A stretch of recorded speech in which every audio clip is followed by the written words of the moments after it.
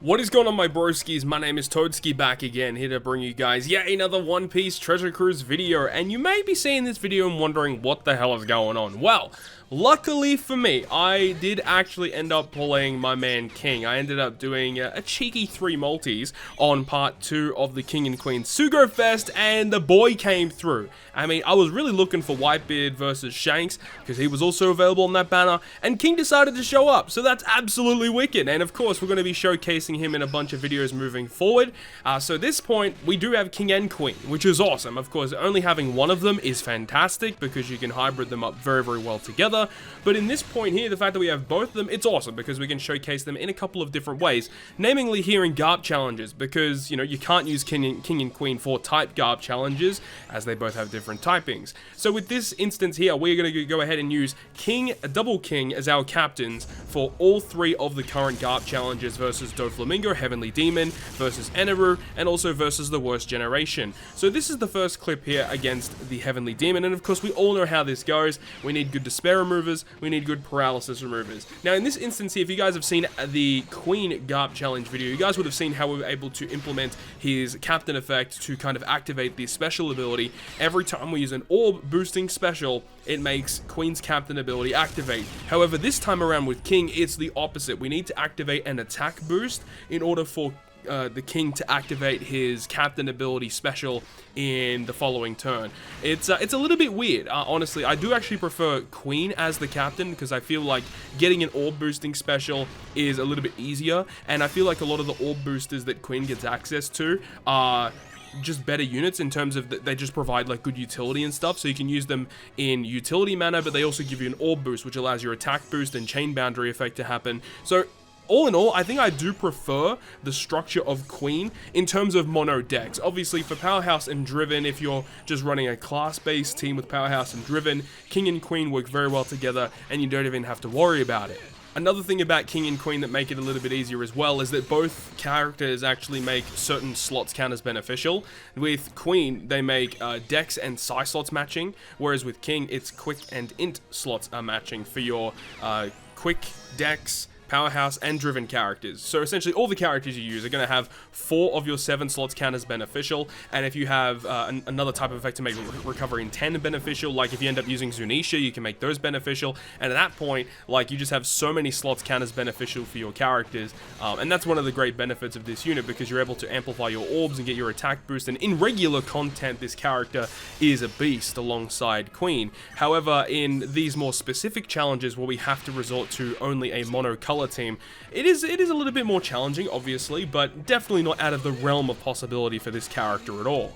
We do make very good usage here of the support of Kuma to help us remove Despair a little bit earlier on in the fight, so it means we only realistically need 1 Despair remover for this team, and luckily Whitebeard is a great character for that. Another really good thing here is the fact that on this final stage, because we are quick, one of the mob characters actually disappears, and obviously because of the fact that we activate all of our specials, King is going to do the 500 times his attack and AoE damage at the end of the turn, which makes clearing the mobs very, very easy, so we can focus a majority of our damage actually just on Doflamingo for this final fight, which makes it super, super easy for clearing. So I'll leave you guys with the rest of this clip here versus Heavenly Demon, and we'll talk more about King and how he's kind of working on the Eneru Garp challenge.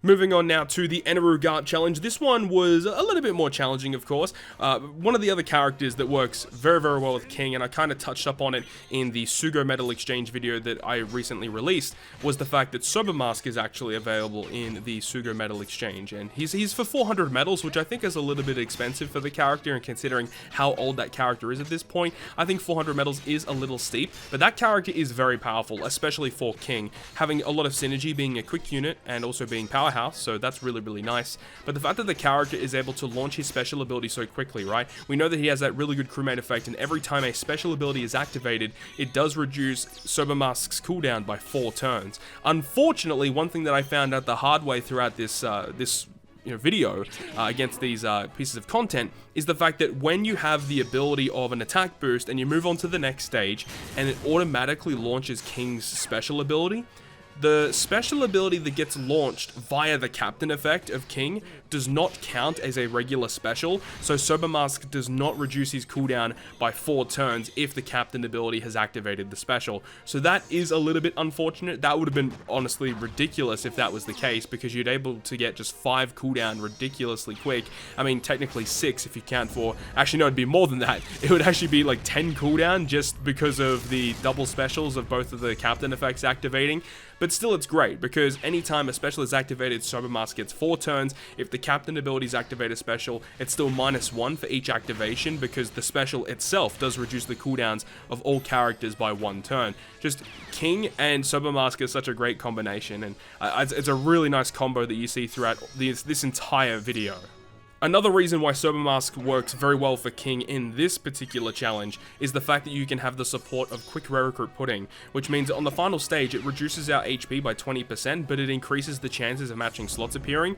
That secondary effect doesn't really matter. The main effect that we really want is that HP reduction, because it means that we're able to instantly get rid and just delete the stun debuff that Eneru puts on our team. The only thing we really have to worry about is the special bind, and that is why Karissa is making his appearance on this team.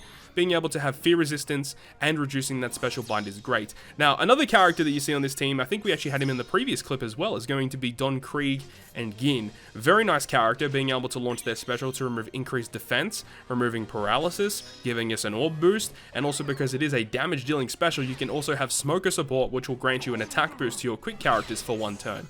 And supports that grant an attack boost will still proc the captain effect of King. So because of that support effect activating, it means in that following turn, we do get the captain ability special effect to activate. And the final character on this team you guys are seeing is actually Magellan. Now, Magellan is here just because he is another unit that fits on the team that is able to remove bind, because we need to remove bind on this stage 6. And it also just, inflicts the toxic, which doesn't really matter. But mainly we just wanted a unit that would inflict the ability to get rid of the bind. And then because of double special activation, we can use him again on the final stage to get a color affinity boost. So on the last stage, we just do like a ridiculous amount of damage, having an attack boost. We have the huge orb boost from King. I think we also have the chain boost as well, because after 1 turn has passed, King inflicts us with a 1.1 chain boost, I want to say. I think it's a 1.1 chain boost. And then of course we have the 2 times color affinity with Magellan. So in terms of damage output, the one against Enel here is just a whitewash. We absolutely destroy him.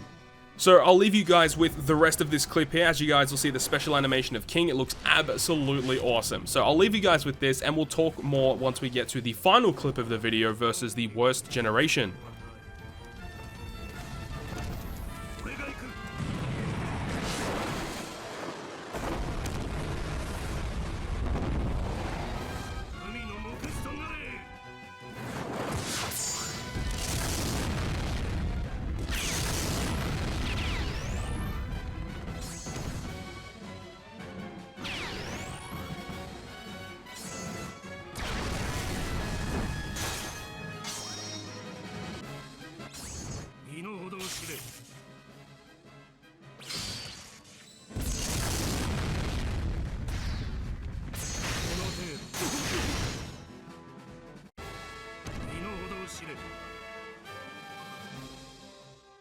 Picking it on up now with the final clip of the video versus the worst generation. Now, one character that we're actually using here that we have not used in like such a long time is Niji. Now, unfortunately, it didn't work as effective as I would have hoped, but it did still get the job done. And what I mean by that is that Niji has an effect that says that if your captain is a quick unit, I think it's get an attack boost. It's a 1.75 times attack boost for 2 turns, but if your captain is Powerhouse, it will give you a 1-turn orb lock.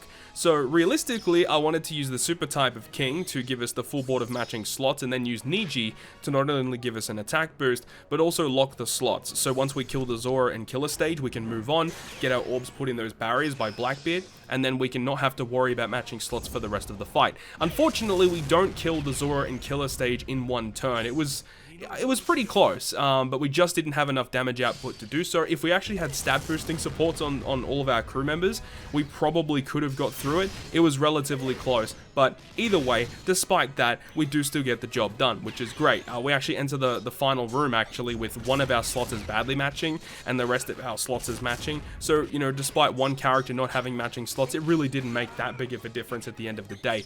But we do have the Sea Monster character, which actually, since the previous quick team that I used to beat this worst generation got buffed, which means that he actually removes 4 turns of damage threshold now. So he's a lot better than what he previously was.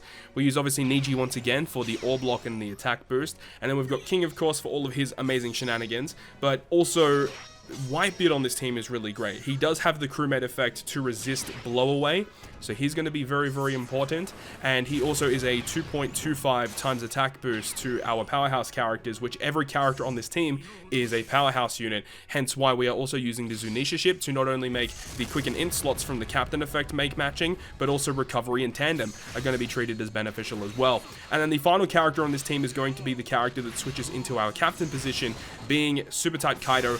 Really nice unit for this team, as he is a 5 times captain after his special ability has launched, which we will be using his special ability on the final stage to just give us 2 times damage inherently, which is great. So on the final stage, we're going to have 2 times damage from Kaido's increased damage taken, the 2.5 times orb boosting effect via King. We're also going to have the chain boost from King as well, which is a better chain boost than what the Whitebeard will give us, but we're also going to have that the orb boost once again on the final stage, but we also have the 2.25 times attack boost. So we're going to have attack boost, orb boost, chain boost, as well as the increased damage taken on the enemy, which gives us a lot of damage and enough to get through this fight.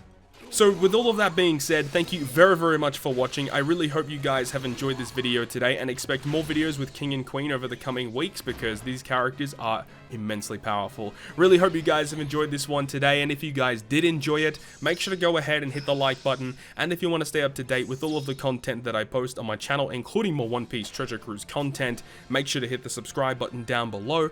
But other than that, guys, I will see you guys within the next video.